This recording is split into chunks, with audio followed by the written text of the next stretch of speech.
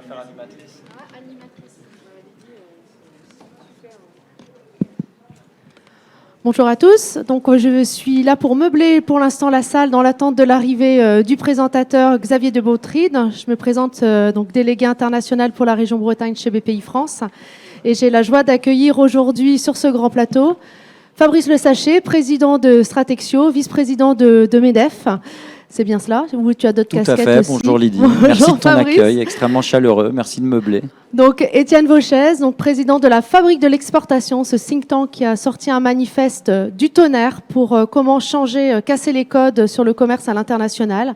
Je vous invite à aussi aller consulter la chaîne YouTube et regarder en replay les différents webinaires qu'ils ont réalisés, dont un en lien avec le World Trade Center de Brest. Je vois Sébastien Kahn qui est là et qui avait fait intervenir notamment Tech Nature, Pierre Morvan, qui est également CCE bénévole. Nous avons Marilyn qui papote avec Jean-Christophe, Marilyn Berthaud qui bonjour à tous. Présidente de Valiance International avec un tropisme Pologne, mais qui est aussi la déléguée régionale de l'OSCI qui s'est structurée en région Bretagne. Les opérateurs du privé qui se sont regroupés avec MEDEF International, dont le directeur général Philippe Gauthier est là, avec les OSCI et avec Stratexio pour créer la Ligue Export que nous avons présentée ce matin. Donc le site internet aussi est ouvert, n'hésitez pas à aller le consulter et le mettre dans vos favoris. Pour finir, nous avons les CCE, Jean-Christophe Pillot des CCE, notre président des CCE. Je suis personnalité experte associée aux côtés des 58 ou soixantaine de CCE bénévoles bretons qui sont à votre disposition, dont le site internet est aussi finalisé avec le trombinoscope en ligne. Je vais encore tenir quelques minutes si je peux. Bonjour à tous, c'est super parce que tu as tout dit. J'ai tout dit, je ne sais pas, mais pourquoi est-ce qu'on vous avait regroupé? C'était pour parler d'international, mais non pas en mode pratico-pratique. C'était un peu de prendre de la hauteur, un peu de stratosphère, mais aussi de vous, en Bretagne, de venir nous donner des grandes lignes d'information sur le sujet. Et heureusement, Xavier est là, donc je lui laisse la parole. Je te donne le micro. Voilà, bon, on va pas être très Covid, mais c'est pas grave. Merci beaucoup. Je suis désolé, il y avait juste une plénière avant, et donc j'arrive un petit peu essoufflé, mais c'était prévu pour vous parler. Alors, je pense que je sais pas, tu as déjà tout fait, Lydie, donc tout va bien. Tu as présenté les intervenants. Ça, c'est fait. Formidable. Bon, je reconnais à peu près tout le monde, donc je ne suis pas perdu. Je vais juste quand même remettre de l'ordre dans mes fiches. Voilà. C'est ce qu'on appelle du direct. Et effectivement, lorsqu'il a fallu concevoir ce plateau avec les équipes de Lydie Kernéis et puis tous les participants qu'elle vient de vous présenter, on s'est demandé comment on allait structurer notre échange et notre débat. Et on s'est dit qu'il s'était quand même passé énormément de choses au cours des derniers mois. Ça n'aura échappé évidemment à personne. Et que la contrainte de la crise sanitaire, la difficulté de déplacement avait un impact évident sur toutes les activités de l'international de l'export et que ça pouvait être intéressant de se questionner ensemble sur la manière dont justement il se dessinait une nouvelle donne pour le commerce international. En Bretagne, évidemment, mais ça se passe sans doute à peu près de la même manière ailleurs, et de voir comment les acteurs s'organisaient. Donc c'est ce qu'on va essayer de faire ensemble en 45 minutes. La gageure est assez importante, mais il y a vraiment des choses intéressantes. Alors j'avais envie de commencer avec vous, Étienne Vauchet. Alors vous avez été présenté, hein, vous êtes le président de la Fabrique de l'exportation. C'est un think tank qui publie des tas d'études et qui donne toujours beaucoup de grains à moudre pour bien comprendre cette question de l'international. La question que je voulais vous poser, est-ce que ça va durer tout ça? Est-ce qu'on va revenir un jour à la situation d'avant? Bonjour à tous, merci de me lancer sur une question aussi difficile. Non, ce qui est assez marquant dans cette aventure Covid, c'est qu'on s'est adapté sous la contrainte. Maintenant, la contrainte se relâche un tout petit peu et donc on se pose la question avec un peu plus de recul, la poussière retombe un tout petit peu et on se dit ok, qu'est-ce qu'on garde pas? En fait, il y a quelque chose qu'on a profondément adopté, c'est l'export sans voyage. Alors que 80% du temps des cadres export, en général, étaient en voyage. Et c'est aussi l'export sans salon, puisque 80% parfois des ventes des entreprises à l'export se faisaient sur des salons. Donc l'export sans voyage, l'export sans salon, c'est quelque chose qui nous a beaucoup perturbé. C'est possible quand même. Et on a trouvé quand même des solutions. On a trouvé la visio, on a trouvé la vente en ligne, on a trouvé la vente en streaming. On a trouvé la collaboration, on a trouvé l'externalisation, on a trouvé de nouvelles manières de créer de la valeur et de s'organiser pour que les choses se fassent. Et ça, c'est un sujet qui est suffisamment, disons, important, je pense, pour que ce soit un peu le fil rouge. C'est qu'est-ce qu'on va garder de ce qu'on a appris dans le Covid, et puis quels sont les éléments nouveaux. Par exemple, l'augmentation du prix du transport, c'est postérieur au Covid. On va plus se déplacer pour la réunion qu'on peut faire. C'est un élément assez déterminant. Donc je pense que c'est un élément qu'il faut mettre aussi au centre du débat. Vous avez publié d'ailleurs avec vos équipes un manifeste pour le renouveau de l'exportation. Et c'était de tout ça dont il parle en quelque sorte, ce manifeste, de se dire voilà, il va falloir faire différemment, se nourrir de l'exercice qu'on vient de vivre et puis inventer la suite. Oui, alors bon, à la base, il y a quand même une opportunité de croissance assez forte. Il y a une reprise mondiale, il y a une reprise du commerce international qui est plus forte même que la reprise mondiale. Il y a des goulots d'étranglement sur les approvisionnements, sur le transport, on en a parlé. Et puis il y a cette opportunité digitale qui fait qu'aujourd'hui, vous pouvez proposer à un Australien de faire une visio pour faire sa connaissance et voir s'il y a des affaires à faire avec lui, alors qu'avant, vous auriez fait un voyage coûteux, et d'ailleurs que vous n'auriez en fait pas fait. Avec de la quarantaine avant, après. Avec la quarantaine. Non, à l'époque, il n'y avait pas de quarantaine. Mais je veux dire, à l'époque, vous avez eu un décalage horaire, ça vous aurait coûté un bras et vous seriez arrivé complètement décalqué. Alors que là, vous pouvez faire le premier tour de chauffe, entre guillemets, des prospects en Australie en visio. Et puis après, s'il y a une matière, vous y allez. Donc il y a vraiment une nouvelle manière d'aborder. Je pense que c'est ça qu'il faut qu'ensemble, on essaye d'évoquer, et aussi avec les témoignages et les questions de la salle. On va faire tout ça. On va regarder comment ça se passe en Bretagne, parce que chez BPI France, vous avez, Lydie Kernéis, publié et réalisé des études pour prendre la mesure de ce commerce international ici, organisé par les entreprises bretonnes. Qu'est-ce que ça nous dit, les dernières études toutes récentes là, que vous venez de publier ? Alors, ce n'est pas moi qui ai publié cette étude, cette enquête biannuelle de nos entreprises exportatrices bretonnes. En fait, c'est la CCI Bretagne, en lien avec Bretagne Commerce International, avec l'énorme contribution des douanes pour la transmission des données. Donc, cette étude qui date de juillet dernier est très intéressante parce qu'elle nous fait prendre conscience. Donc, on a le chiffre de 3600 entreprises exportatrices bretonnes identifiées, donc plus de 2000 exportent régulièrement, et que la typologie de nos entreprises bretonnes est que nous sommes sur des entreprises de petite taille, puisque 70% des entreprises bretonnes ont moins de 20 salariés. Donc on est sur des typologies d'entreprises peu structurées à l'international et qui ont besoin justement de s'appuyer, on l'évoquait tout à l'heure avec Étienne, de s'appuyer sur l'externalisation de la fonction export. Et là, je donne du grain à moudre pour les prochains intervenants. Merci. Et on la trouve où cette étude ? Elle est accessible ? Oui, sur le site de la CCI Bretagne ou même sur Google, vous tapez enquête biannuelle des entreprises exportatrices bretonnes et franchement, vous aurez tout le détail des pays qui sont dans le top 10 des entreprises bretonnes exportatrices. Donc, je vous cache pas que c'est l'Allemagne, l'Espagne et l'Italie. Nos entrepreneurs à 70%, quasiment 70%, exportent en Europe, donc c'est assez aussi en corrélation avec ce qui se passe en France. Et c'est pour ça que nous, côté BPI France, nous sommes très fiers d'avoir ouvert notre GPI, notre garantie de projet à l'international, en cas de création de filiales, de renforcement des fonds de filiales ou de croissance externe, non plus uniquement aux pays du grand export, mais à l'ensemble des pays européens. Et ça, c'est depuis début juillet. Voilà, Fabrice Le Sachet qui salue cette initiative, vice-président du MEDEF, porte-parole. Vous êtes aussi très actif à l'international. Quelle réaction vous avez justement par rapport à cette nouvelle donne que vous disent les entreprises que vous accompagnez au quotidien et qui vous font part sans doute de réactions contrastées ? Je ne suis pas sûr que ce soit vraiment une nouvelle donne. On a beaucoup tendance à dire il y a un monde avant Covid, après Covid. Moi, je pense... le MEDEF, les organisations patronales, que c'est plutôt un révélateur des situations.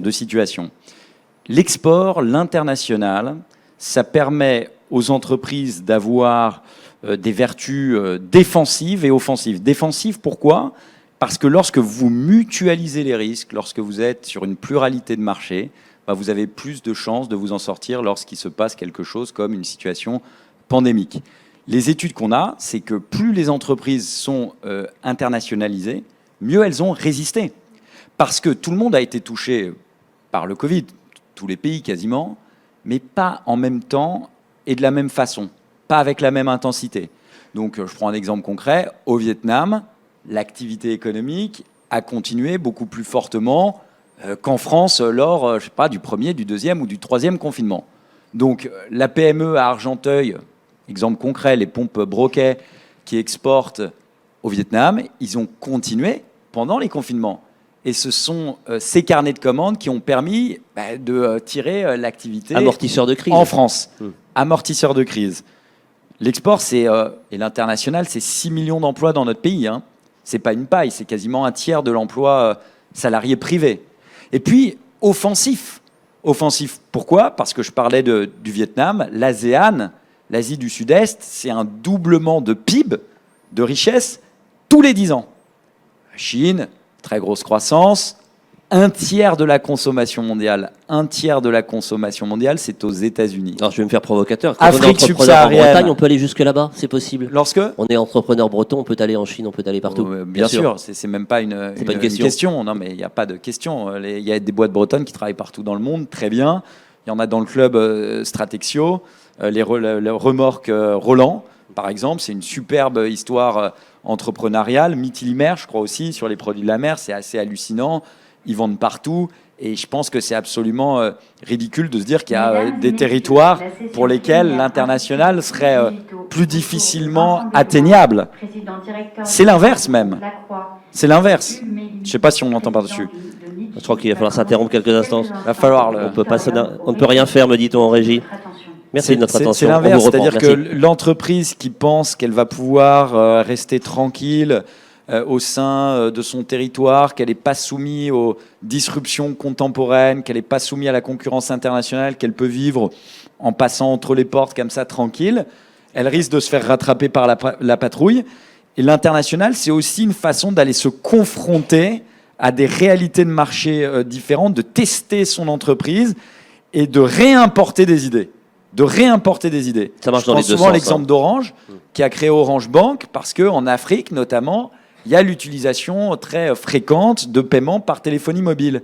Bon, ils n'avaient pas l'idée, donc ça, c'est de la réimportation d'idées. Donc l'international, c'est plein de choses. Hein. C'est pas que du chiffre d'affaires ou des points de marge en plus, c'est aussi de la des méthode idées.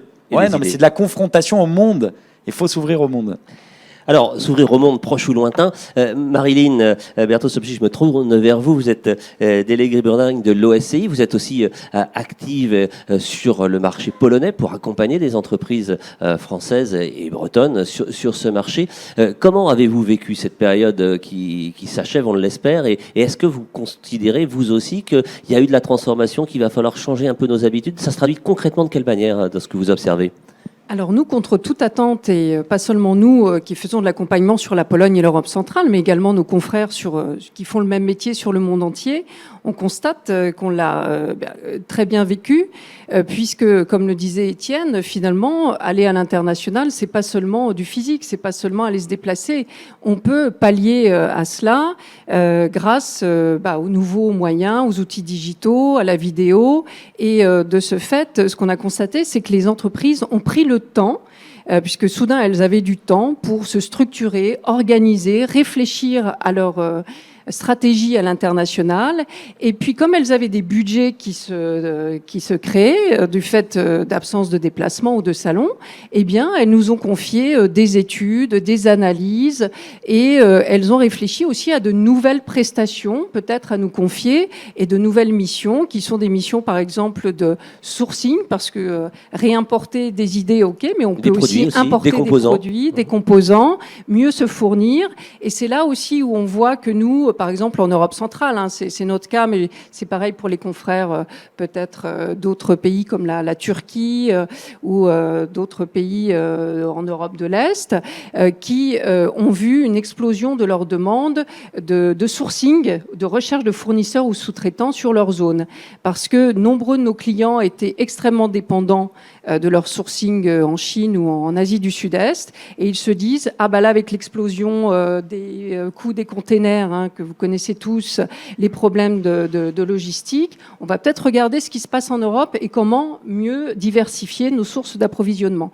Donc pour nous, c'était finalement cette période Covid. Elle est pas mal. Elle est plutôt sympa. Ouais. Alors, il y a cette dimension de sourcing que vous évoquez à l'instant, Marilyn. Il y en a une autre qui est intéressante aussi, qui est peut-être un peu moins connue, qui est ce que vous appelez dans votre jargon, je crois, le build-up, c'est-à-dire de trouver des partenariats économiques, industriels avec des entreprises étrangères. Et ça se développe aussi. Oui, tout à fait. Alors ça concerne des entreprises qui sont sûrement un peu plus grosses, structurées. Un peu plus matures dans la démarche. Voilà, un peu plus matures, quoique, on a des demandes d'entreprises qui font par exemple 10 millions d'euros de chiffre d'affaires et qui aujourd'hui se disent pourquoi pas se développer à l'international, non pas en créant ex nihilo une filiale ou en embauchant un VIE ou un commercial, mais peut-être en regardant ce qui se passe en termes de build-up, ça veut dire croissance externe, identifier des cibles intéressantes.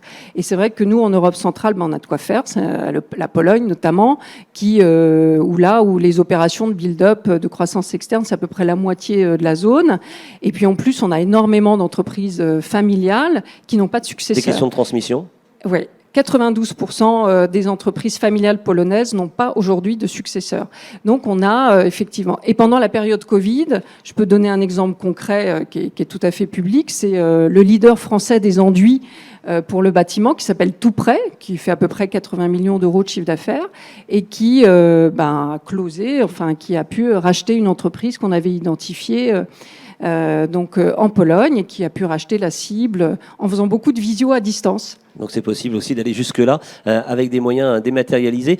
Ces opérations, elles sont parfois, sans doute généralement soumises à des réglementations nationales qui varient selon les pays. On sait qu'en Asie, parfois un petit peu compliqué d'être majoritaire dans les joint ventures. Il y a des accords à trouver.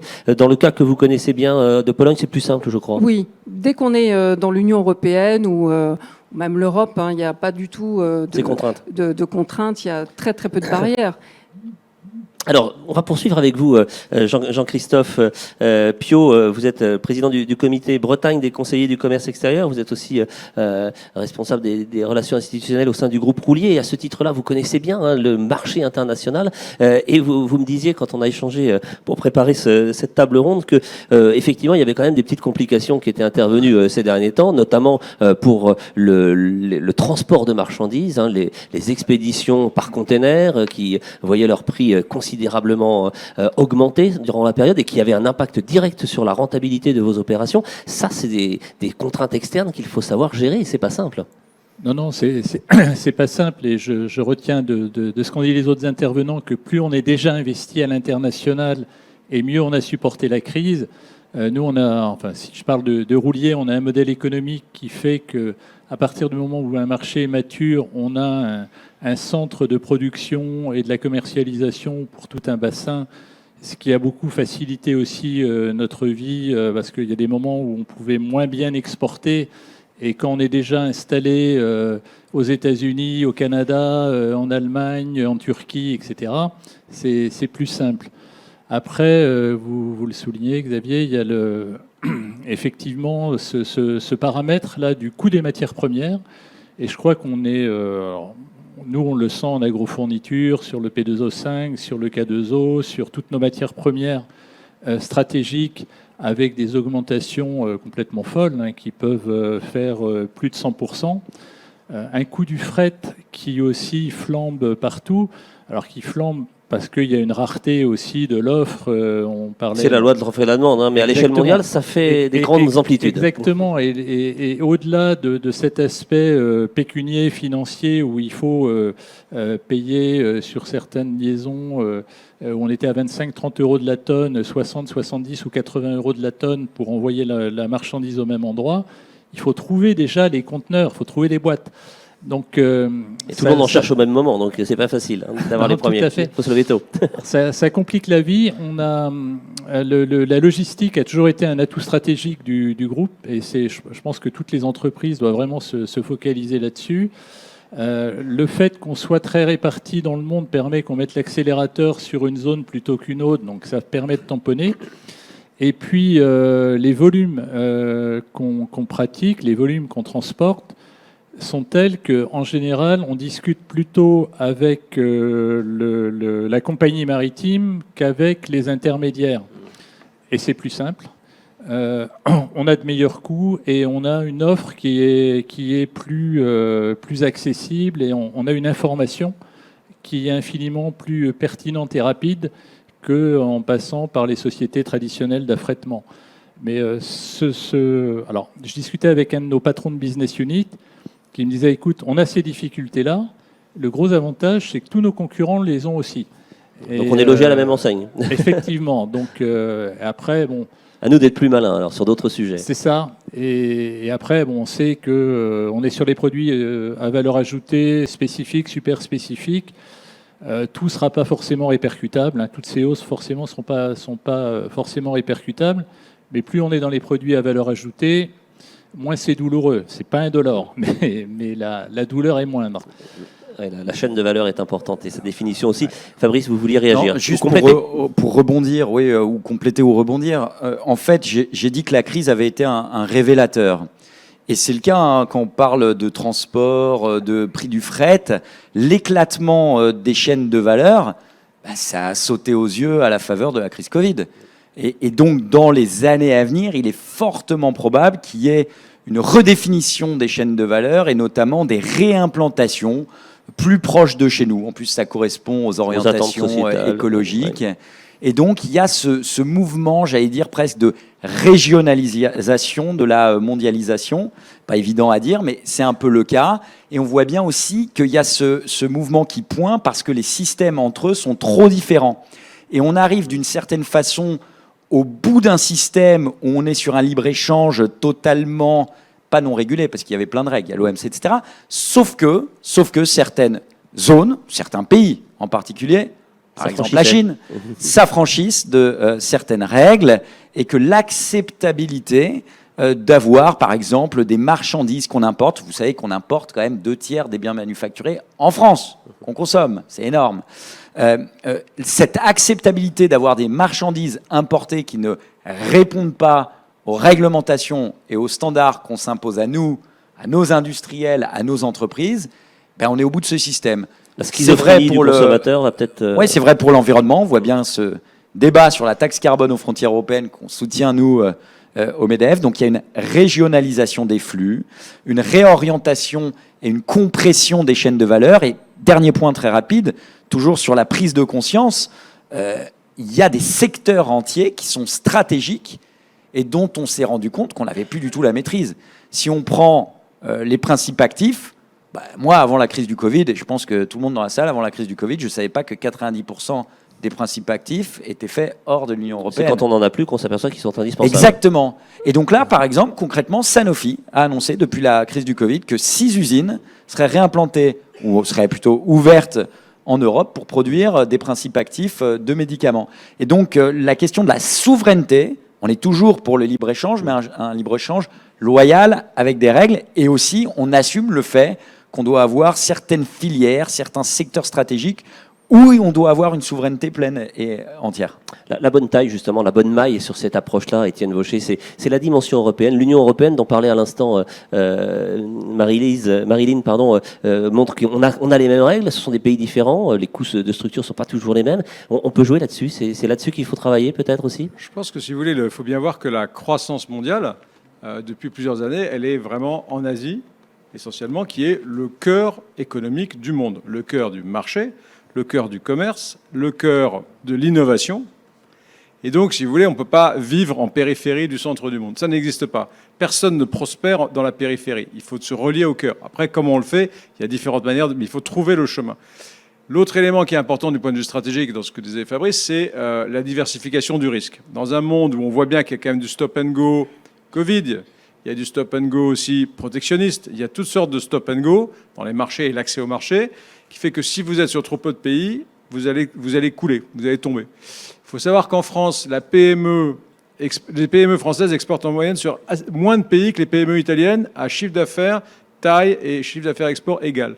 On a une moindre diversification, si vous voulez, géographique de nos exportations par entreprise.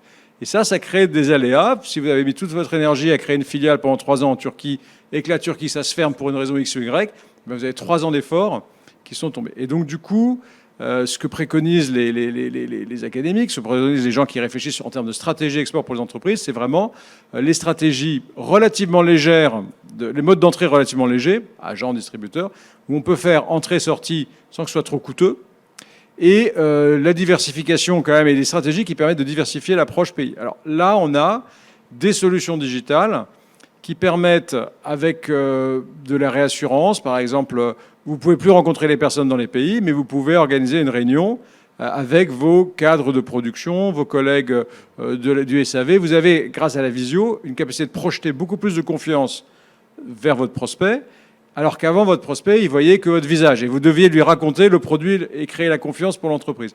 Maintenant, les choses deviennent de plus en plus transparentes et donc votre entreprise presque tout entière peut être projetée et donc ça peut vachement réassurer les images de l'entreprise, les images des machines, ça peut réassurer. Et donc en fait, la prospection visio, c'est pas juste faire des zooms, c'est repenser la manière de créer de la confiance à distance sans rencontrer la personne et sans dîner, boire, passer du temps. Et donc ça, c'est un travail que vous devez faire en vous disant à quoi servaient les rendez-vous de prospection qu'on faisait avant ? Il y en aura toujours, mais il y en aura moins. Quels sont les segments de la valeur créée par ces rendez-vous que je peux organiser différemment ? Et il y a plein de solutions, les vidéos étant un élément essentiel, mais il y en a beaucoup d'autres. Et à ce moment-là, une fois que j'ai cette vision, comment j'organise mon équipe export ? Qui fait quoi ? Qui crée de la confiance sur LinkedIn ? Qui crée de la vidéo ? Qui raconte les produits ? Qui fait des espèces d'émissions de télé pour raconter l'entreprise au prospect ? Qui fait même de la vente en streaming ?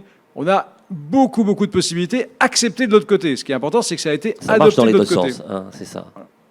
C'est vraiment intéressant cette nouvelle approche très concrète. J'avais envie de me tourner vers vous, Lydie Kernéis, pour savoir si les entreprises que vous accompagnez au quotidien en Bretagne sur ces questions d'international, s'ils sont mis à ces nouvelles formules-là. Est-ce que ça percole, comme on dit ? Oui, comment dire, tout à fait. Et tu n'étais pas encore arrivé ce matin, Étienne, mais je l'ai cité avant que tu arrives, Xavier, et ça me frappe parce que c'était donc ce CCE, Pierre Morvan, qui a pris la parole lors de l'atelier Lab de ce matin, parce que lui, il a créé cette notion de TV, en mettant en scène aussi l'ensemble de ses salariés, pas que le service commercial. Et je pense que cette digitalisation au sein de l'entreprise est acceptée de l'autre côté aussi.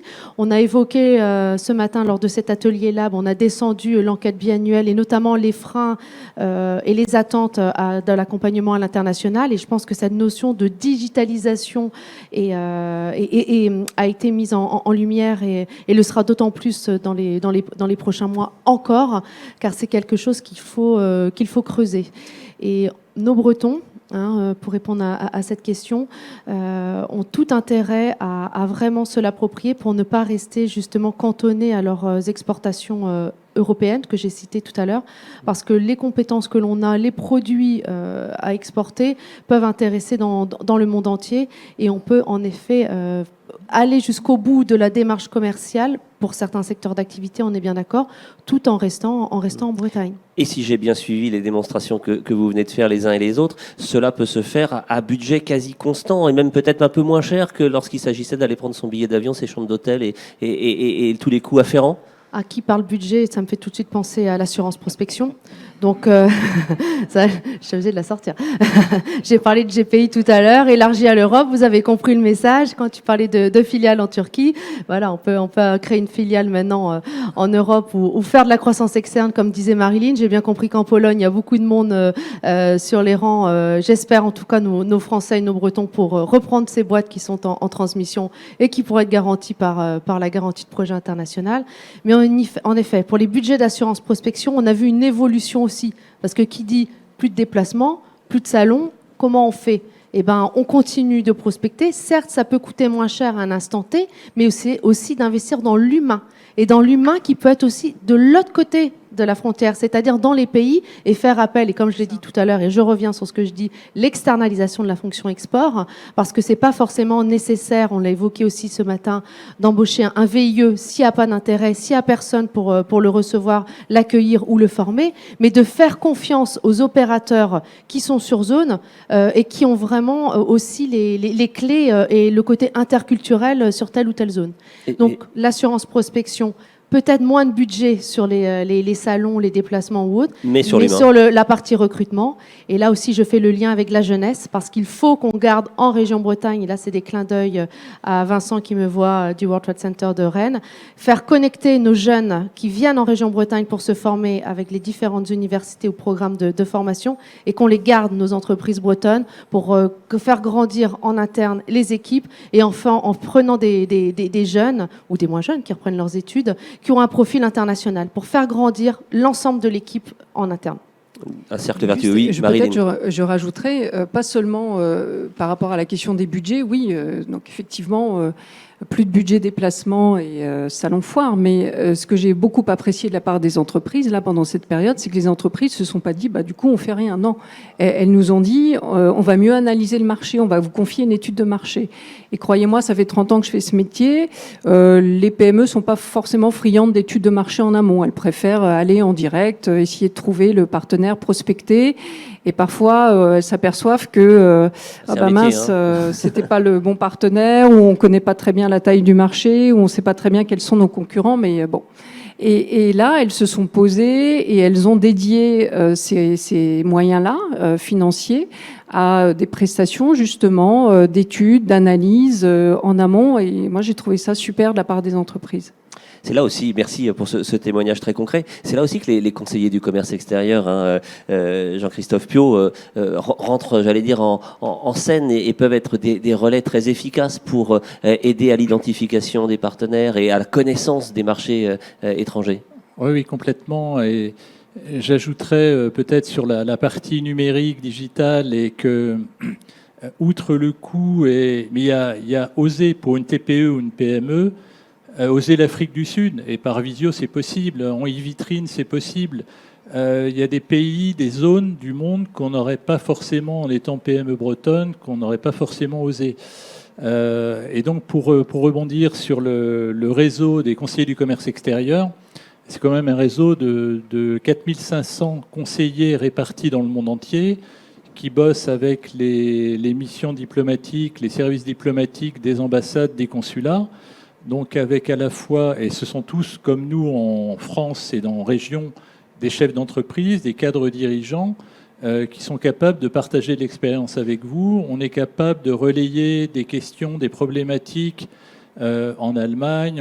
Le comité breton est en train de se jumeler avec le comité Irlande, et l'Irlande est un pays qui nous intéresse beaucoup et pour lequel on a beaucoup d'amitié en Bretagne. On a l'âme celte, mais surtout les Irlandais font de l'agri, ils font de la tech, ils font de la finance, et il y a énormément d'activités qui sont... Vous connaissez bien ce marché, vous y avez travaillé et vécu, je crois.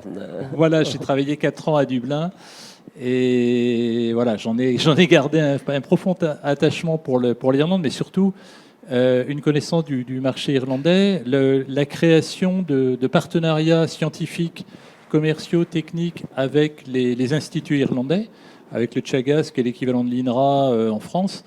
Et on est devenu le voisin européen le plus proche des Irlandais depuis que, grâce au Brexit, les Anglais sont plus là. Mais en tout cas, on a des spécialistes au sein du comité breton de différents pays, différents métiers, et on est bénévole. Donc voilà, comme dit Lydie, toute chose ne peut pas être gratuite, mais en tout cas, nos conseillers, nous, première porte d'entrée qui permet Mais on peut réorienter tout à fait sur Marilyn, sur MEDEF et sur toute la team France Export. Quand on n'est pas compétent, on le sait, on le dit. Et le réflexe CCE, c'est ce que vous nous dites, Jean-Christophe. Non, mais réflexe CCE couplé en effet aux autres opérateurs. Tu parles de la team France Export, et c'est vrai que c'est vraiment important que le message à faire passer à nos entreprises, que c'est un jeu collectif, collaboratif. Et je ferai quand même un petit clin d'œil, on l'a fait déjà hier matin, mais ici devant vous, parce que vous n'étiez peut-être pas là hier, sur notre Starac de l'international, cette matinale de l'export que l'on a créée depuis mai 2021 avec 6 opérateurs de l'international, 6 experts, les CCE. Et c'est grâce au CCE qu'on l'a créé en région Bretagne. Je tiens encore à te remercier, Jean-Christophe, parce que tu m'as suivi dans mon idée. Idée qui était à l'origine créée par mes homologues à Paris d'Île-de-France, qu'ils ont créée avec la Team France Export.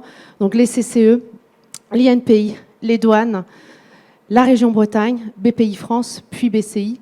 Nous avons créé donc ces Starac de l'international le premier mercredi de chaque mois, en lien avec les technopoles dans un premier temps, parce qu'on sait très bien que l'innovation et l'international font très bon ménage, et nous avons commencé par le Finistère.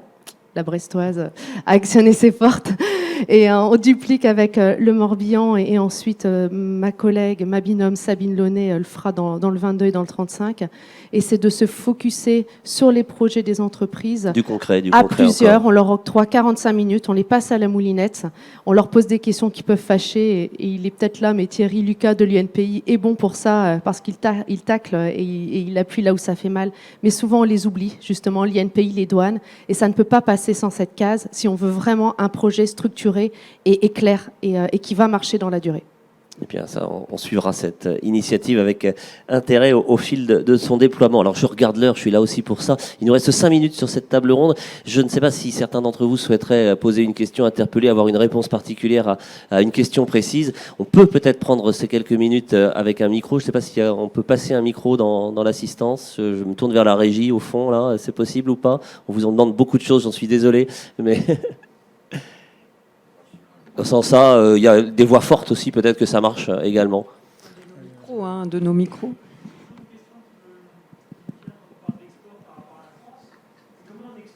Voilà, on vous apporte un micro, merci. Merci, c'est gentil. Je me pose toujours la question quand on parle d'export et quand on parle de France en comparaison par rapport à l'Allemagne. Est-ce que c'est vrai que notre balance du commerce extérieur, elle est déficitaire malgré nos ventes d'armes, qui sont non pas des moindres, et en Allemagne, ils sont excédentaires. Et la différence, elle vient de quoi, en gros? Vous voulez qu'on refasse une conférence complète, là, non, si je comprends bien? Non, Étienne et Fabrice vont vous répondre rapidement. Merci pour la question. C'est un sujet complexe. Je pense que l'attitude des Allemands à partir de la fin de la Première Guerre mondiale, ça a été de dire notre marché intérieur est totalement déprimé, complètement mort.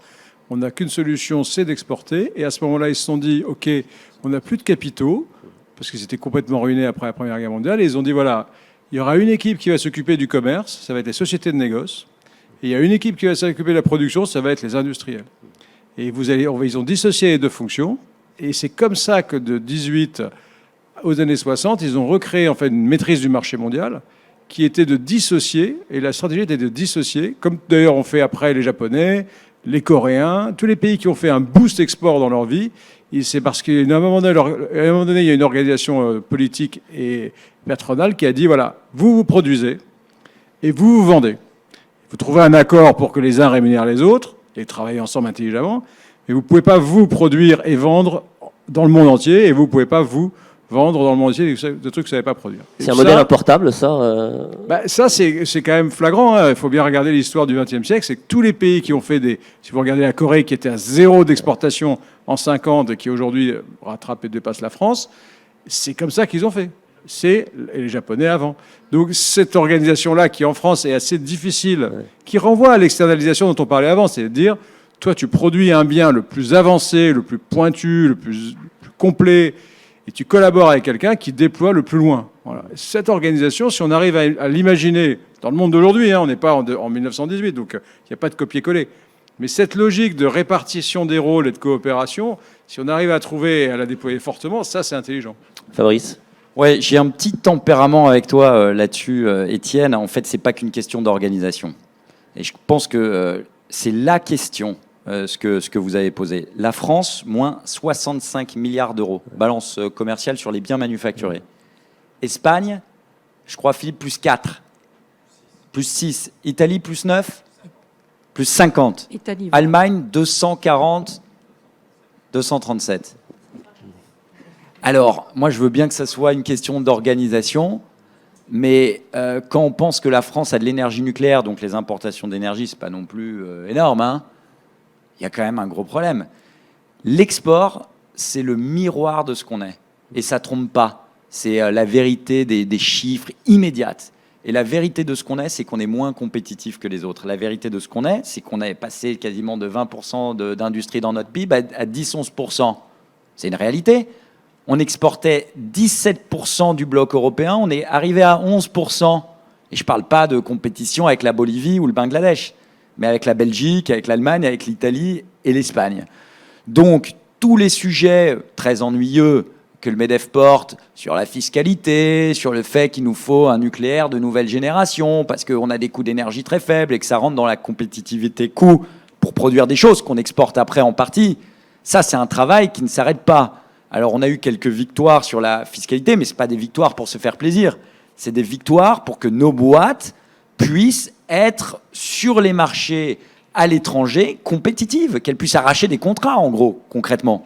Qu'elles ne soient pas plus chères à chaque fois et qu'elles se voient passer soit. Alors, il n'y a pas que la fiscalité, ça serait trop simple. Il y a aussi ce qu'on appelle la compétitivité hors coût. Est-ce qu'on est positionné sur les bonnes filières? Est-ce qu'on a les bonnes technologies? Est-ce qu'on a ceci et cela? Je prends un exemple simple. On n'a pas fait les GAFAM, ils ne sont pas chez nous, ils sont aux États-Unis. Les BATX sont en Chine. Par contre, on a fait LVMH, Kering, L'Oréal, Hermès, Chanel. Ça, c'est les GAFAM français des 20 dernières années. Et pourtant, ces boîtes-là, il y a 30 ans, c'était des PME. Et ils avaient des concurrents, il y avait des boîtes de luxe anglaises ou italiennes. Rien ne prédestinait ces groupes à être des mastodontes mondiaux. Mastodontes mondiaux. Et donc, ce qu'on a réussi avec ces groupes, ces groupes-là, ils ne vous parlent jamais des impôts de production. Ils en parlent, mais ce n'est pas vital pour eux, parce qu'ils ont énormément de marge. Et donc, la compétitivité hors coût, avoir le bon design, avoir les bons produits, être sur vraiment des choses qui sont demandées, être projeté sur les bons sujets, c'est hyper important. Donc, le MEDEF, il a toujours ce discours sur la compétitivité coût. Ça, c'est clair, net, précis, le marché du travail, la fiscalité, les coûts de l'énergie. Mais aussi, voilà, sur ce qui va créer de la valeur. Et ce qui va créer de la valeur, et le challenge, le défi qu'on a à horizon de 10 ans, c'est décarboner l'économie. Donc, si nos boîtes françaises arrivent à porter les innovations sur ce sujet, à porter les investissements sur ce sujet, ça sera à très forte valeur ajoutée parce que vous soyez en Inde, en Chine ou en Afrique, vous avez besoin de ces technologies. Tout le monde est touché par le réchauffement et la transition écologique. Donc nous, on essaye aussi de se positionner sur les sujets d'avenir. Créateur d'emplois et de filières économiques. Étienne? Création de valeur, je voulais juste rebondir sur ce que disait Fabrice. Vous vendez des produits, vous vendez des services, vous allez vendre des données. Vous devez réfléchir votre valeur proposée sur ces 3 axes. Vous vendez des produits et parfois vous vous arrêtez là, mais vous pouvez aussi vendre des services, par exemple de financement, de formation, de soutien marketing, de SAV, de recyclage. Il y a beaucoup de services qu'on peut vendre avec un produit. Mais maintenant, on peut aussi vendre beaucoup de données. Par exemple, vous pouvez prendre un produit et le transformer en fichier, le vendre en forme de données et le faire imprimer dans le pays où il doit être utilisé. Ça peut simplifier beaucoup de vos problèmes, y compris de droits de douane, de shipping et de matières premières. Vous devez réfléchir comme ça. C'est-à-dire, vous devez réfléchir, OK, j'ai un produit, c'est un substrat, c'est pas forcément toute la valeur. La valeur, on peut la capter dans le service qui va avec, dans la donnée qui va avec. La donnée, c'est aussi la donnée marketing, c'est aussi... Et donc là, il faut vraiment, à chaque fois qu'on voit un objet exportable, lui trouver toute sa valeur produit, toute sa valeur service, mais toute sa valeur donnée. Ça, c'est pas mesuré. D'ailleurs, souvent, le service, on commence à peine à populariser sa mesure. Hein, quand on vous dit la France a 60 milliards de déficit, mais c'est le déficit dans les produits. Or, la France, si vous voulez, elle exporte 2 tiers de ses exportations, c'est du produit, 1 tiers, c'est des services. Ça, c'est en chiffre d'affaires, car tout ce qu'on vous communique, c'est des chiffres d'affaires. Si on regarde les marges, la France, c'est 51% de ses exportations, c'est du service exprimé en marge. Donc, les 49%, c'est du produit. Donc, on parle tout le temps des produits qui font 49% de nos exportations. Donc il faut aussi bien regarder que les instruments de mesure datent de Mathusalem. Et donc vous devez regarder produits, services, data. Et data, personne ne mesure. C'est associé à service, mais c'est une autre nature que service. Data, c'est pas comme service, mais c'est dans le même paquet. Donc vous devez bien regarder ça parce que les mesures, les journalistes, l'ensemble des médias, tout le monde vous parle de l'exportation des produits. Dans un monde où l'exportation des produits va être de plus en plus difficile, parce que si vous payez les containers 5 fois le prix. Il y a des produits qui vont passer parce que vous mettez 500 000 € dans le conteneur. Mais si vous mettez 30 000 € dans le conteneur, c'est fini. Donc, il faut vraiment bien réfléchir à ce que vous exportez si le conteneur doit rester à 30 000 €. Et juste pour finir sur une note un peu inquiétante, c'est que si le conteneur il reste effectivement à 20 000 € sur la Chine, là, il est à 20 000 € sur la Chine. Mais je veux dire, qu'est-ce qui va se passer en 2020 ? Là, il est pour 2021, ça ne va pas changer. Les gens disent jusqu'en 2022, ça ne va pas changer. 23, qu'est-ce qui va se passer ? Vous allez avoir une grande partie de la flotte mondiale qui va être mise au rebut parce qu'elle n'a pas les normes environnementales. Vous avez la réduction de la vitesse des bateaux qui va vous ramener quand même beaucoup moins de capacité à transporter du conteneur. Vous allez avoir de la norme environnementale à fond sur le transport qui va vous faire que même si la demande baisse, l'offre va baisser. Et dans ces cas-là, votre équilibre offre-demande, il n'a pas forcément changé beaucoup. Donc il faut vraiment penser que la hausse du prix du transport pourrait être quelque chose de structurel, notamment par rapport au coût du carbone. Et tant qu'on n'a pas substitué l'entièreté de la flotte de maritime par des bateaux qui consomment moins de carbone, et ça va prendre du temps. Ils sont dessus. Vous imaginez, il faut 30 ans pour faire ça. Donc là, il y a vraiment une équation importante, c'est OK, je vends du produit et je le ship. Combien de temps ça peut durer? Je vends du service parce qu'il faut créer plus de valeur. Et il faut que je vende la data parce qu'à la fin, c'est quand même ça qui est plus facile à manipuler. Merci pour cette intervention presque conclusive. On a déjà dépassé de 5 minutes notre temps réglementaire. D'un mot chacun, s'il y avait un message à faire passer à celles et ceux qui nous écoutent pour reconsidérer justement leur capacité de projection internationale, un conseil, une envie. Vous avez déjà dit beaucoup de choses, mais un mot, une idée. Si je prends l'exemple de mon groupe, on est compétitif parce qu'on vend plus cher que les autres. Et on n'est pas compétitif parce qu'on vend plus cher, mais on vend des produits que les autres ne font pas. Et il faut vraiment, il faut éviter le syndrome poulet de machin de batterie.